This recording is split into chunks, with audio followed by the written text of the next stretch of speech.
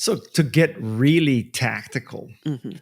how many minutes a day should I spend reading news or watching the news? That is such a great question for you to ask yourself. Like, to really think about what is it that I need to get out of this? And how do I do that? And actually thinking about it in terms of number of minutes is a great idea. And maybe set a timer for yourself and go find out about that and then stop. So I don't think it's something that everybody's going to have the same answer to that. I think even more important is for each of us to be really intentional about how we are engaging with news and social media.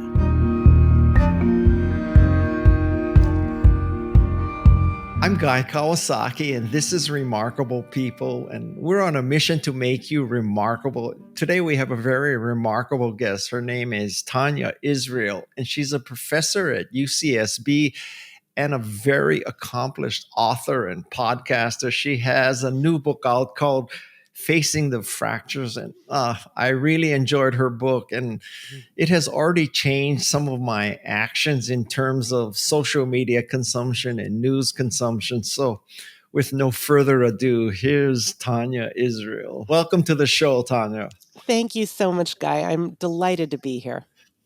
We are delighted to have you, and we can talk about, eating ice cream in Santa Barbara. What's the name of that great ice cream place down there? McConnell's.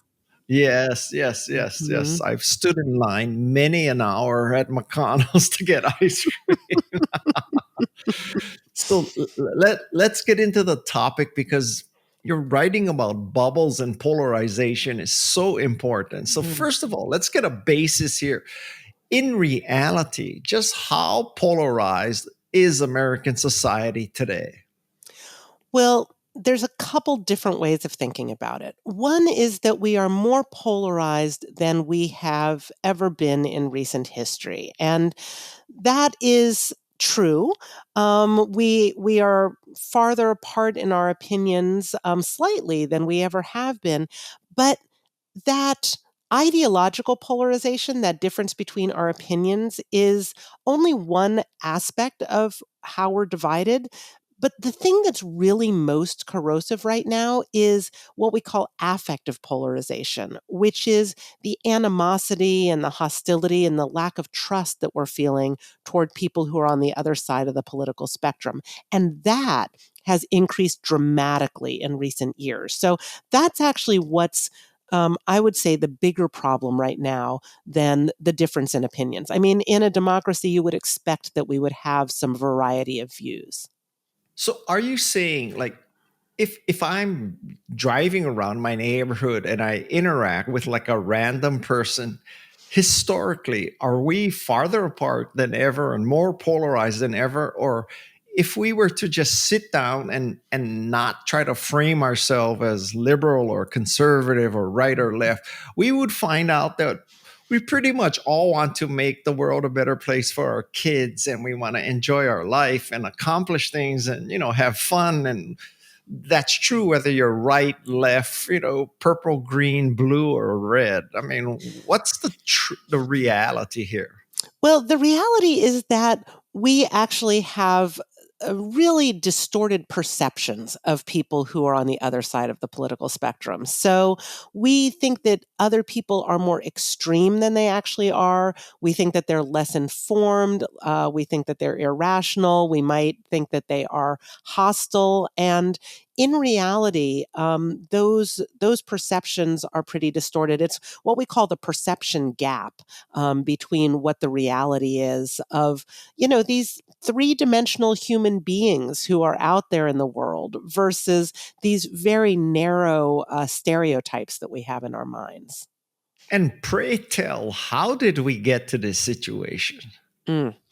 Well, there are a number of contributors to it, but there are some things that have really amped it up over time. But I'm going to start a few years ago, which is when humans were evolving. So, in human evolution, we lived in small groups of people or tribes. And it was really important that we did that. We couldn't survive on our own. And so we were protecting ourselves and each other from not only the elements and saber-toothed tigers, but also from the other tribes who were in competition with us for scarce resources. So it was really a life and death kind of situation where it was important that we protected ourselves and that we could identify those other tribes and stay away from them. And that's when our brains developed, and we are overlaying these old brains onto our current political and social situation. So that is just some of the underlying mechanics of what's going on in our brains. You add to that things like the media and the news. So, the way the news is covered now, there's 24-hour news channels. In order to have enough to cover in 24 hours and to keep us paying attention, it's so important to keep us emotionally activated. So, everything is urgent and breaking, and they've got to pose the other side as being a real danger so that we're really paying attention to the things that we think are so problematic. So the media is focusing on the extremity and the hostility. And then social media on top of that really spreads the vitriol so effectively. And I'm so curious to hear how you are now using social media differently based on what you read. Tanya, I have basically given up on social media. I mean, uh, my attitude was always very pragmatic and utilitarian in the sense that I wanted to use social media as a means to an end. So I wanted it to use it as a promotional platform, a marketing platform, an evangelizing platform. I never wanted to get my news from social media. And, I'm happily married. I have 4 kids. I got, Madison, I got lots of close friends. I'm not looking to get more friends or anything. So I had a weird attitude towards social media for my whole life, and it's getting more and more reduced. I tend to push as opposed to pull social media. Mhm. How do you use social media now? Well, I do have to pay attention to it somewhat because I talk about it. And so I need to have a sense of what's going on. That's causing me to look at it more than I would typically want to. My favorite use of social media is to stay connected to friends and family, to know what's going on with people. There are friends from elementary school who I would not be connected with at this point if it weren't for social media. And I love seeing what's going on in people's lives when people are posting pictures of their kids wearing Halloween costumes. That's wonderful. I do enjoy seeing the Swifties on TikTok are so much fun. So that's always great. But what I try to do is not be sucked into it and not be on it as a default. And that's one of the things I think people are sometimes just spending so much time on it and interacting primarily with social media accounts rather than with full human beings. And so, one of the things I've done with my phone is I just created a little charging station near my front door. And so I'll just plug in my phone there and not carry it around with me when I'm at home. And, it's not counting my steps when I do laundry then, but I realize, well, that's okay because I'm still doing the steps, even if they're not being counted. So we've come to rely on our phones for so many things. It's like, you want to know what the weather's like, you look at your phone instead of stepping outside, that there are things that we can do to just change our relationship with it. We don't have to throw our phones away. We don't have to, completely go off of social media. But actually, many people have changed their relationships with social media and with their phones to try to reduce some of the polarization and conflict that they're feeling. So you're not alone in making some of those shifts and engaging with other human beings in different ways. Do you think that Social media can truly change a person's mind. I mean, there's this worst case scenario that I used to think one way, then I went on social media, and now I've been completely reversed. And oops, what reversed me was a Russian bot. Do you see, or are the Russian bots talking to the people who already believe what they say? So it's just a big liberal echo chamber and a big conservative echo chamber, but we're not really changing anybody's minds. We sometimes think that when we see somebody post something and we're like, oh, no, no, no, that's wrong. If they only saw this study, if they only heard things framed in this way and recognized the hypocrisy of that, then they would do a complete 180. And that's just not going to happen. All the research shows that not only are you not going to change somebody's mind by countering them on social media, but you're actually more likely to push them farther away and farther into the extremes. So it's really not so much about changing minds. It might get people more committed to their views, and not even to their views about an issue. But what we see even more, and what's more likely to go viral, is when people post about the people on the other side of the issue. And this is where I really see social media as problematic, is that it's increasing that affective polarization, which is really creating so many divisions in families and communities and just in our democracy as a whole. Increasingly, people do not want to live near, work with, or have a family member marry somebody who's in a different political party. Let me give you a hypothetical. So let's suppose you're on social media and somebody posts a comment to your post, and let's say you're advocating for LGBTQ plus rights, Mhm. and somebody says, I believe, according to the Bible, that being a lesbian or a transgender is absolutely evil, and we need to fix these people. We need to retrain them. We need to redo them. And I mean, something just like a totally heinous comment. Mhm. What do you do? Like me, I just block them. I just don't even think twice. I just move on. But what do you try to engage? Do you try to change their mind, or do you think why am I trying to argue with a Russian bot? Yeah. I mean, first of all, I'm not so likely to engage with them on social media. But if it's somebody who I know, then I'm more likely to say, like, to pick up the phone and call them and say, "Hey, I saw you posted this thing. I'm interested to talk a little bit more about that, and I'm curious to hear more about where you're coming from." I tend to think that's the only thing you can post on social media that's helpful, is to say, thanks for sharing that. I'm interested to hear more. Let's have a conversation. But actually trying to counter somebody on social media, that just is more likely to get into more conflict. I really like your work with bubbles. So let's get into bubbles for a little bit. Mhm. So, first of all, how many bubbles does a person live in? I mean, do you live in multiple bubbles, or are you in one bubble that just dominates your life? Well, I think people have different levels of bubbleness in their lives.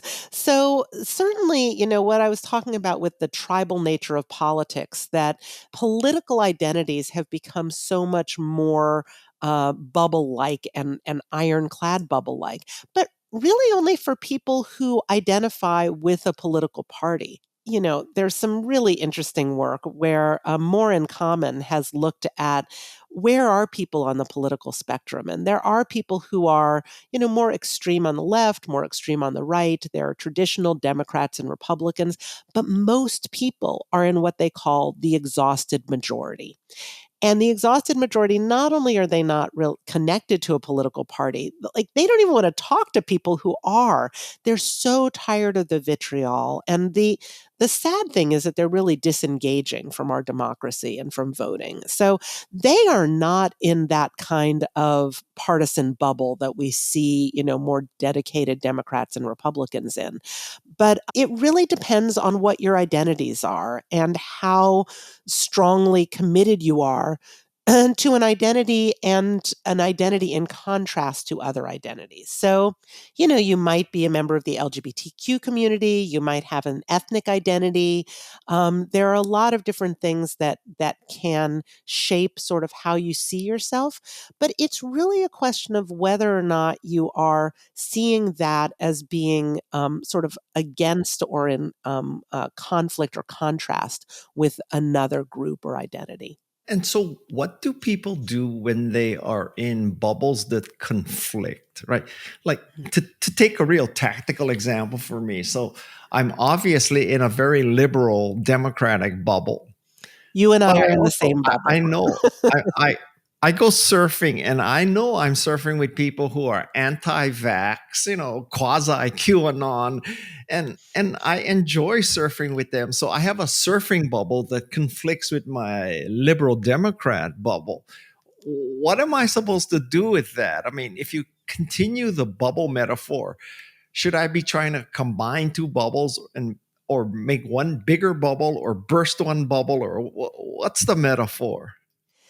Sure. Well, it's great that you have different ways of connecting with people because you're able to see the things that you have in common with folks even who disagree with you very strongly on some issues. And I think that's really what we want to do. Human beings are complicated, we have more than one dimension. And often we're reacting to people based only on one dimension, or not even a whole dimension, based on a hat or a bumper sticker. So, being able to connect with people in whatever way we can, I think, is a really positive thing and allows us to get out of some of those stereotypes that we have of people who are different from us in one particular way. So, I think really we want to get beyond our bubbles. I mean, that's the name of my first book is Beyond Your Bubbles. So I think that the bubbles actually do not serve us. In your book, you go very deep into news and what the effect news has had and how to treat news and read news. So, can you just explain to us the role of news in our bubbles and our creating these divides between people? What does news do to us? Sure. Well, like I said, news is showing these more extremist and violent and hostile representations of political parties and people who are in the different political parties. And so we're getting these narrow views, but also these skewed perspectives. And journalists actually have skewed perspectives about the American public, thinking that the American public is more extreme and more hostile than we actually are. And so they're sharing that back with us. And I understand that. Journalists, they're trying to tell a story, and that's a more interesting story than, interviewing people who say, "Oh yeah, I could kind of see things both ways." That doesn't make as good a story. And so we have to recognize that when we're watching the news, we're watching a narrative. They're sharing a story with us and the information that supports that story. Other people are choosing a different narrative that has different information to support that. But it ties into our cognitive biases. So we really gobble up these stories and these stories that sort of frame us as being informed and correct and reasonable and caring, and frame the other side, as all the opposite of that. So it's really this interaction of our minds and the media that create this situation. And, we I know people who basically have the news on constantly in the background. And that's just not healthy for us. It's keeping us emotionally activated, and it's also skewing our perceptions of people on the other side. And so I think the best thing that we can do is stay informed, tune into news so that you can get the information that you need to make the decisions that you are, to know what's going on in your community and the country and the world. But then stop and go about the rest of your day, and don't have that as a constant feed. Most things are not urgent and breaking, and most things can wait until the next day for us to hear about them. So, to get really tactical, Mhm. How many minutes a day should I spend reading news or watching the news? That is such a great question for you to ask yourself. Like, to really think about what is it that I need to get out of this? And how do I do that? And actually thinking about it in terms of number of minutes is a great idea. Maybe you say, okay, I'm going to go look at the news because I want to find out, what's going on at Climate Week, and so I want to learn about that. And I think that that's probably, 8 to 10 minutes. I'm going to get what I need to know about that. And maybe set a timer for yourself and go find out about that and then stop. So I don't think it's something that everybody's going to have the same answer to that. I think even more important is for each of us to be really intentional about how we are engaging with news and social media. I want to know, like, let's suppose for a second that there is actually something that's independent of bubbles and independent of perception, and there's actually, quote unquote, the truth, Mm. right? So now, how do I separate someone who's reporting the truth versus someone who has put a bubble or a bias on top of that? So I'll give you a tactical example. I subscribe to Heather Cox Richardson's newsletter. And in my mind, she is analyzing and reporting the facts. She's not trying to bias one way or the other. But I can tell you that someone who's Republican or conservative would look at Heather Cox Richardson's writings and say she's completely biased. She's a liberal Democrat, professor, academic, whatever. So, how do I separate what's true and what's biased? Mhm. Well, the challenge is that things can be both true and biased. I think sometimes we're thinking that the biggest problem out there is misinformation, is deliberately wrong, things that aren't factual where people are trying to sway us in certain ways by putting out falsehoods. We're actually exposed to genuine misinformation very little. That's very little of what we are consuming. What's a much bigger problem is that we're each consuming a small slice of information, and that has a bias. So there are great resources like allsides.com is a wonderful website where you can go, and they've identified like what are the bias of these different sources, but they'll take a particular story and you can see how it's being covered from different news sources. And I find that tremendously helpful because I think that this question of like what's outside of my awareness, like what am I missing, is a really important question. So that's something I think we could talk about a little bit more. But first, I want to give an example about how things can be factual but at the same time biased. So in the fall of 2021, we had vaccines available, people were getting vaccinated, but the story that was out there in the media almost exclusively about vaccination rates was about the difference between Democrats and Republicans. So, what most people knew about that is that Democrats were getting vaccinated at a much higher rate, around 90%, compared to Republicans who were getting vaccinated about 61%. So, that's the story that really stuck for everybody. What's interesting is that at least by January 2022, looking at the CDC website, which I did because I wrote a piece on this, 86% of Americans had gotten at least one dose of the COVID vaccine. And I was like, what? This is not at all the story that's being told. The story that's being told is about a conflict. It's about the differences. It's about anti vaxxers. A very small percentage of the people who weren't getting vaccinated at all were anti-vaxxers. That wasn't so much, but that was so much what the story was about. So people were really solidifying their identities together with their choices about getting vaccinated. And I thought, wow, what if the media's story was 86% of Americans got at least one dose of the COVID vaccine. In a time of crisis, we came together. We largely made the same choices to protect our health and our communities and our families. And that story could have made a big difference in the pandemic, if people didn't feel like, they needed to not get vaccinated in order to, be consistent with what they thought other people in their party were doing. So the media really contributed to the divisiveness there, not by telling falsehoods. Everything that they said about vaccination rates, that was accurate, that was true. But there was another story that could be told with also accurate information that's a very different kind of narrative.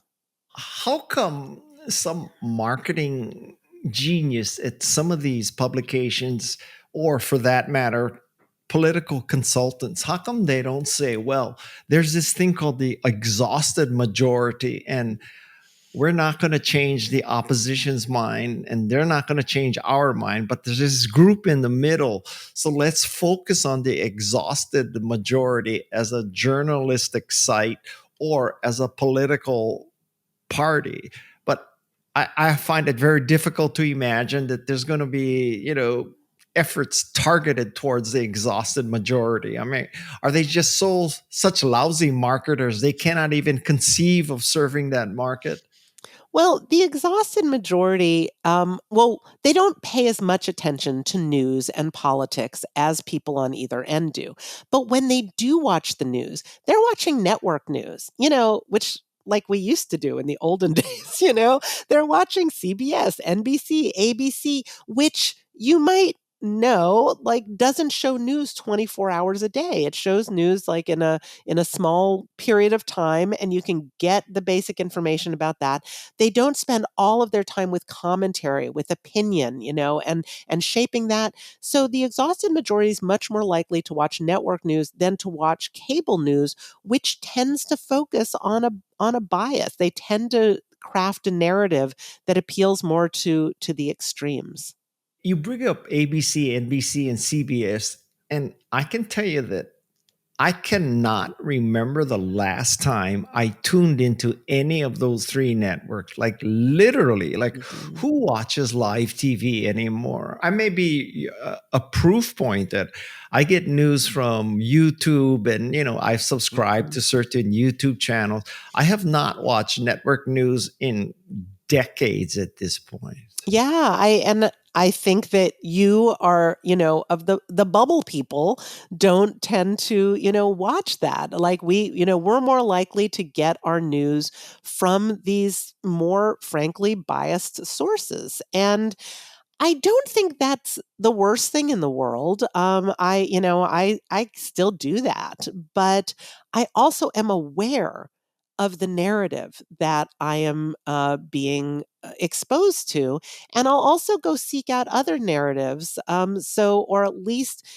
see what's outside of that awareness, so that I don't. Well, the thing that we love about our news sources is that they keep telling us that we're right, that we're right in the way we're thinking about something, and we're right in the way we're thinking about the people on the other side. We love that. We're so attracted to that. And so it's so important to recognize the ways that we might be right, but there might be another way of framing this or another way of viewing it, that so that we don't then demonize people who aren't viewing things exactly the same way that we are. I want to thank you for bringing the site All Sides to my attention. Until I read your book, I didn't have any idea that it even existed. And I went to it and I found it very useful. In fact, I have already bookmarked it, which doesn't sound like a big deal, but if you knew me, that is a big deal. And as an illustrative story for you listeners, there's this story going around that because of the anti-abortion laws in Georgia, two women have died because the doctors were afraid to give them, treatment because they might have got arrested because of the anti-abortion laws. And all sides, they showed the other side of the actual situation of those women. And it's not exactly as simple as it's because of anti abortion laws that they died. It's much more complex than that. And I looked at that. I said, I had no idea that that's true. So I think it's a very valuable site. Oh, that's great. I'm so glad. Yeah, I even downloaded the app, which is also takes an act of God for me to do that. So, in this modern world, do you think that AI can play a role in providing us better news? Because, I mean, theoretically, AI has no bias or no like emotional attachment to one side or another. So, do you see a role for AI in this? Well, AI only has the bias of whatever material it's drawing on, right? So that doesn't mean there's no bias. Just means that it's drawing on, I would say, maybe multiple different viewpoints and narratives. I I'm not an expert in AI. I use it in a very limited fashion for things like, brainstorming, titles for articles and things. Like, it's good for some creative things coming up with that. I am not an early adopter, so I'm gonna wait a little while to see, what the robots come up with. Well, Tanya, I'll give you a little thing you can try. Go to ChatGPT and ask the question: should we teach American youth the history of slavery in America? And you read what ChatGPT says, and I think you will see that it's quite reasonable and sentient. It was eye opening for me to do that. So try that, and then Mhm. you might have a slightly different opinion of AI. Okay, Okay. well, I appreciate that. I mean, I do ask it sometimes because there are things that I'm like, yeah, I don't actually know what the other side would say about this. So I'll say like, what are the arguments, for this thing? And it can share some of that. So I think it can help to round that out as, all sides or other kinds, that we've got ways of gathering that information. So I think it's great when we can use AI as a tool for that as well. I would say that, myself included, we are so deep into our bias that we don't even know we're biased. How do we recognize our cognitive bias? So I think that the first thing is just to recognize that cognitive biases are a very human thing. And so it's not something where we need to deny that that we have some prejudice, that we have some narrowing of views. But I think it's useful to know about three cognitive biases in particular, and it might help to recognize them to know about these. The first is confirmation bias, which leads us to focus on information that supports what we already believe to be true and ignore or dismiss information that conflicts with our existing beliefs. So that's what's going to make us feel like I'm right and informed, and you are wrong and ignorant. There's also one called naive realism, where we think that we are basing our decisions on logic and rationality. And we think that the other side is illogical and they are biased. And then the third, and I think possibly the most corrosive, is motive attribution asymmetry, which is where we see ourselves and our own side as being motivated by caring and love. And we see the other side as motivated by aggression and hate. And, we see this so much in terms of, how we believe that the other side is motivated. They are trying to take away my rights. They're trying to restrict, people's behavior. And both sides think that. But we also all think that we are, that our own side and our own reasons are, oh, but we care so much. And recognizing that in ourselves, I think can be really helpful just in terms of not eh, not seeing the other side in all these negative ways, but also not elevating our own motives and our own views to that level of self righteousness that we sometimes hear. So, do you have like really tactical and practical things that we can do to control these three things? Well, I think one of the things is in our relationship with not just social media, but when we hear ourselves and other people spouting opinions about people on the other side, I think we can like not spread that and we can correct for that. If we're seeing this vitriol out there on social media, like, don't share it, don't engage with it. And, if you're sort of wondering, gosh, what could their motivation be other than trying to, destroy me and my side, then that's something that you can go look for. And that's where AI can be helpful, just in giving some perspective. Or if you've got people in your life who have a different perspective, ask them to fill that in a little bit. Say, I'm trying to figure out, like, what could motivate people to do this, and can you help me to understand where you're coming from? Okay, so the $64 million question I want to ask you is, how do people increase empathy for the other side? Yeah, such a good question. There's this fascinating study about empathy where they shared with participants this scenario. There's a speaker on campus and they're pretty inflammatory. They say very hostile things about the other political party. And, this room is packed full of people. There's all these people attending, but then there's also all these protesters. The protesters get really riled up and they manage to shut down the speaker, but not before one of the protesters accidentally whacks one of the attendees in the head with a sign. And, when I share this on college campuses, people are like, were you here last week when this happened on our campus? Like, this is not an unfamiliar kind of scenario.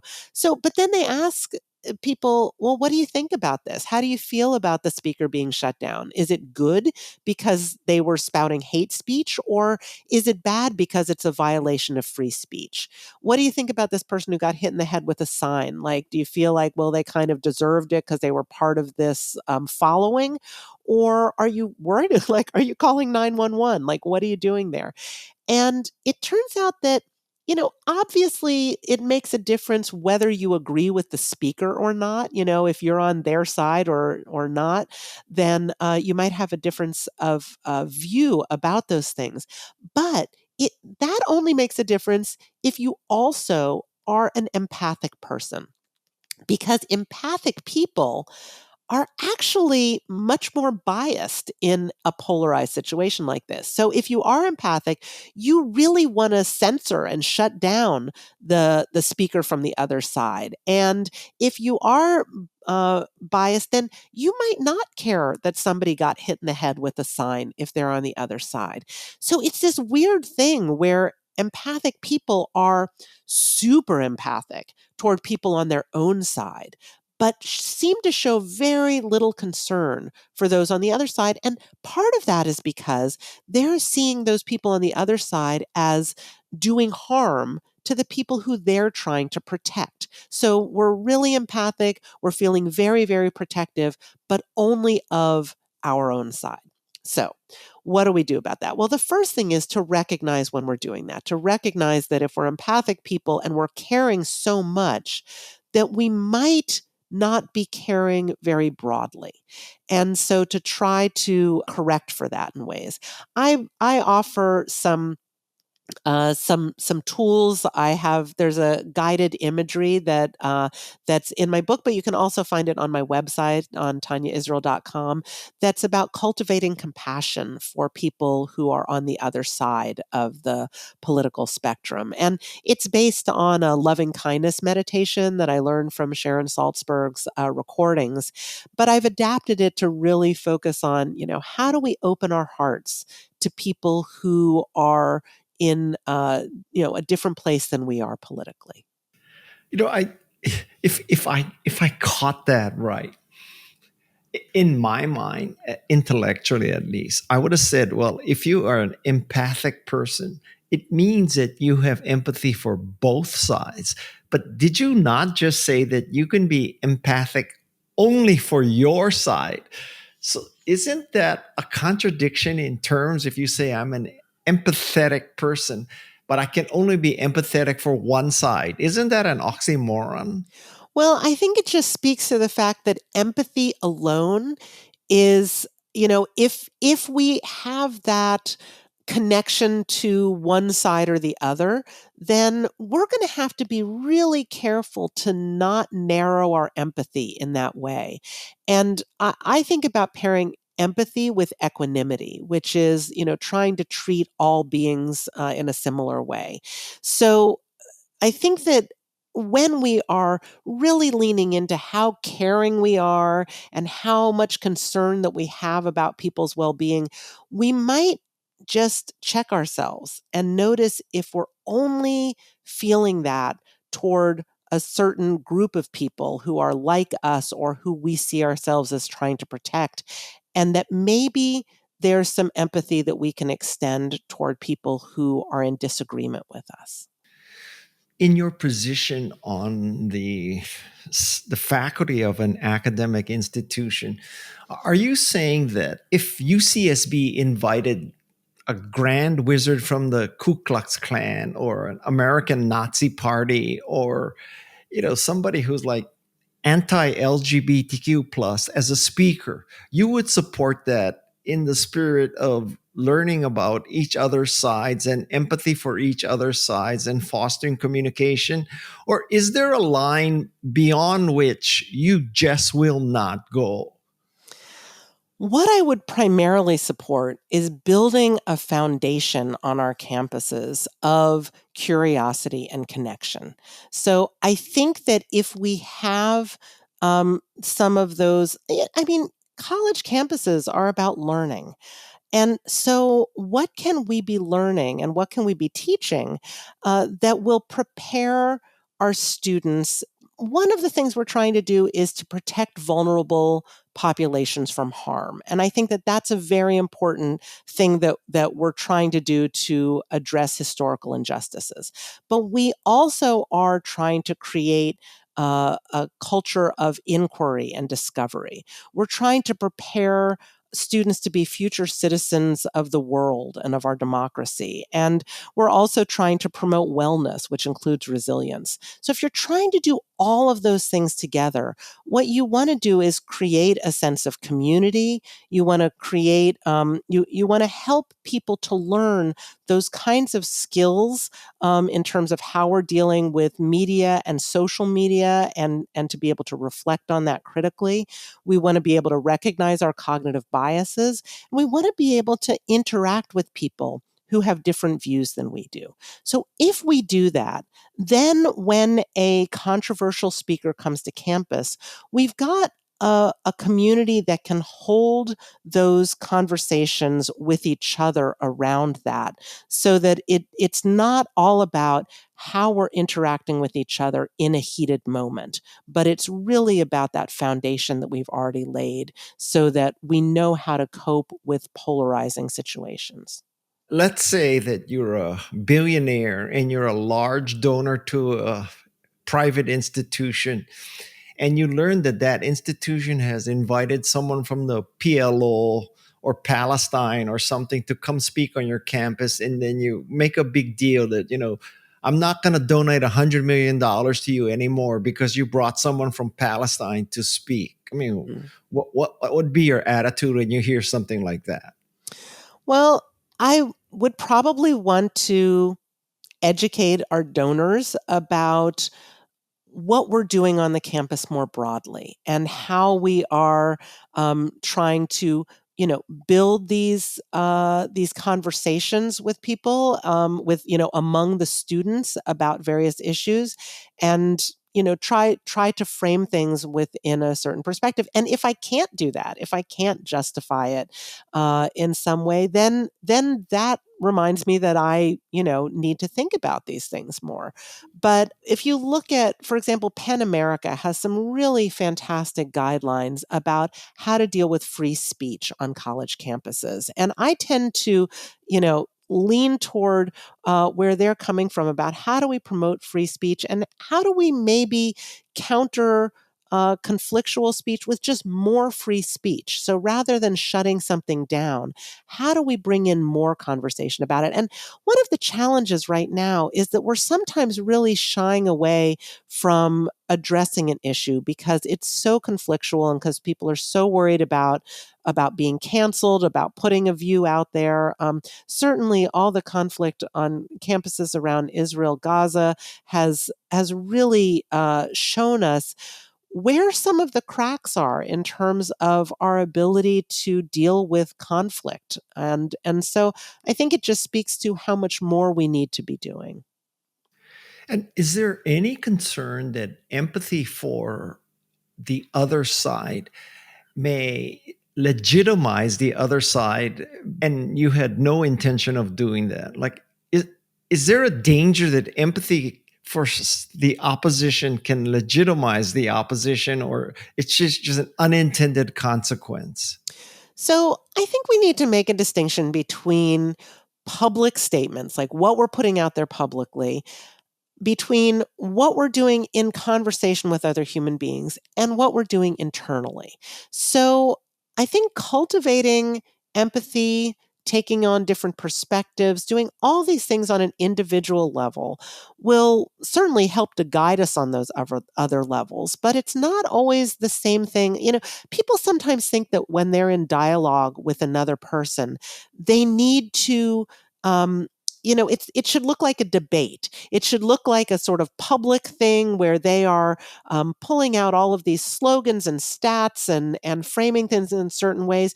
You know, in a debate, we never think that the other team is going to hear what we have to say and go, "Oh my gosh, I never thought about things that way." And they're going to change their minds and come and stand behind our podium. Like, we don't think that's going to happen because debate is a public kind of venue. It's not about trying to convince the other team. It's about trying to convince an audience, the judge, the voters, the people attending.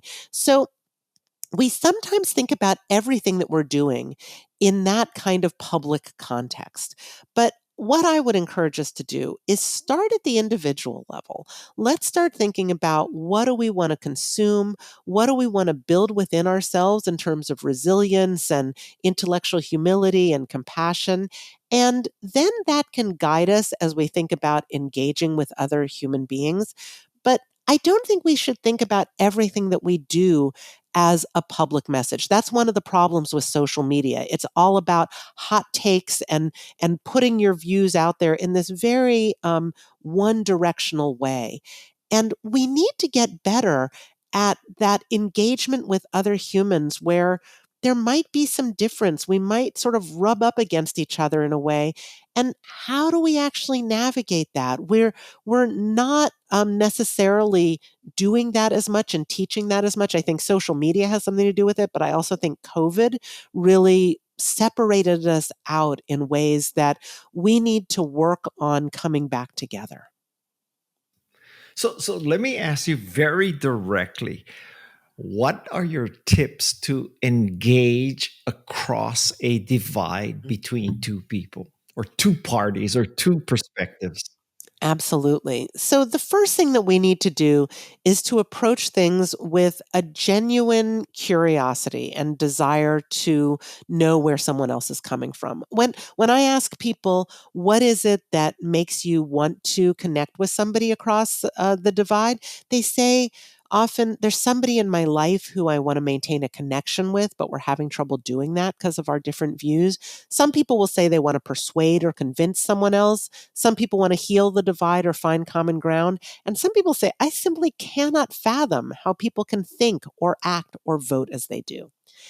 No matter which of those things motivates you, the thing that you need to do to accomplish that goal is to create a warm, caring connection with somebody where you are trying to understand where they're coming from. We often think that what we should do is to share with somebody else where we're coming from and get them to understand us. But whether you're trying to repair a rupture in your relationship or you're trying to persuade somebody, you really need to understand where they're coming from and you need to be respectful of them because otherwise there's no way that they are even going to want to engage with you or care what you have to say or find common ground or even share with you, their deeply held views and values. So uh, I'll also say more about how do we do that. So the first thing that we can do is give somebody uninterrupted time to speak. We really need to listen to other people. And as we're listening, rather than in our minds thinking about what's the thing that we're going to say to counter that, we should think, okay, what is it that they're telling me? And to try to really understand and then to share back with them, to reflect back. Here's what I hear you saying. Did I get that right? And make sure that we're really understanding them. And then encourage them to say more rather than like shutting them down. Say, I would love to hear more about how you came to that view, or tell me about what that experience meant to you. So when we ask people about their meanings and their experiences, rather than saying, where did you get that information, rather than challenging them, it draws them out more and creates more of that connection and helps us understand better. And then when we do share our own views, it's so much better to share our stories rather than sharing those stats and slogans. So if we talk about how we formed our views, was there an experience or a person who really shifted the way we see things about that? All of those things are much better to share than research studies and information or the latest op ed that we saw. So it's really a very human interaction where we're trying to share and hear in really nuanced and multidimensional ways. You are the second person to express this theory. That I interviewed someone named Mark Laberton, and he was the CEO or president of Fuller Seminary. Mm. It's kind of the Harvard Business School of Seminary, right, in Pasadena. And we got into the discussion about evangelical Christians, and like, Mark, I'm having a hard time understanding where they're coming from on this. And he said, Guy, instead of asking them what you believe or why you believe, you ask them how they came to believe what they believe. Mhm. And from that, you'll open up a conversation. It'll be much better platform for you to, bridge this divide with them. So you are the second person to tell us that. And I think it's such valuable advice. Yeah, absolutely. Absolutely. And, one of the things also is just going into these conversations. I like some of the examples that you've brought in and that people often bring up. They'll always say, well, how about if somebody believes in QAnon or, some other conspiracy theory, or if they're a neo-Nazi or a white supremacist, like, or a, January 6th person. So one of the things to recognize is that our minds automatically are going to the most extreme examples of people who are different from us politically. And the thing to know is that most people are not conspiracy theorists. Most people are not at the farthest extremes. And if we sort of approach everyone as if they are, then we're going to miss a lot. Then we're going to be bringing in some assumptions that might really push them away. So I think that just recognizing those examples that just come up for us immediately in our minds sort of gives us a sense of how some of that bias is already playing into our thinking. What I'm having difficulty wrapping my mind around here is that there's nobody who believes in stories more than I do. Okay. And if you read my books, Mhm. every point I make is backed up with a story. So I believe in stories. I swear to you. On the other hand, you just mentioned the abuse of stories, because the stories that are told are the extreme examples. Mhm. So, how do I put those two things together, that stories are powerful, but stories are also so easy to abuse? Like, what do I do with this conflict in my mind? I think it's completely about the difference between the stories that are told about people and the stories we tell about ourselves. And so if we can really lean into our own experiences and our own stories and reflect on our own stories, so that we can share more about ourselves than, just the opinions that we are getting from the media.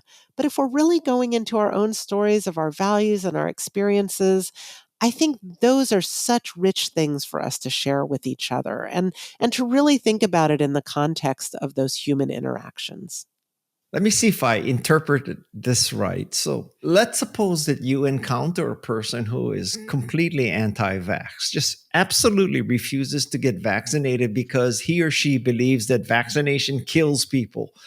So instead of asking them, well, what do you believe about vaccination, or asking them, why do you believe that vaccination kills people, you ask them, how did you come to that? And they say, well, my great grandfather was in the US Army and he was in this vaccination study. He didn't even know he was in the study. And the Army had this experiment and the vaccination literally killed him. So that's why I'm anti vax. I would say if I heard that from somebody, I would have a completely different interpretation of why they're anti vax. It's not because they're stupid or, whatever, but it's reasonable to be anti-vax in something like that. Yeah, I mean, I think, I always go back to like, what's my goal in this conversation? Like, if I just want to get some insight, wow, then I've gotten some amazing insight by opening up that door and hearing more about where they're coming from. If I am trying to persuade or convince them, then it's important for me to recognize not only where they're coming from, but asking them to give up that belief is a big deal. It's not just sort of shifting an opinion about something, but they've got, an identity maybe built around that. They also very often we have communities built around our beliefs on things. And so we might also be asking them to sort of give up their community and maybe a place that they have in that community.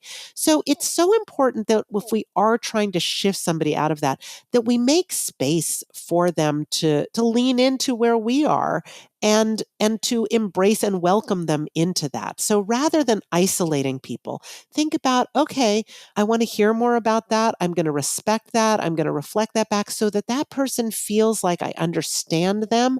I care about them. I connect with them. And it might not shift their view, but it might give them space to, maybe at some point, like expand their view or consider also a different view as being valid, even if they don't change their own. So I think even if we're talking about people who are in a more extreme place on any of these things, it's still the same kind of approaches that we can take. But I love that example of how somebody's story can not change our mind about our own vaccinations, but might shift our understanding of people who take a different stance on it.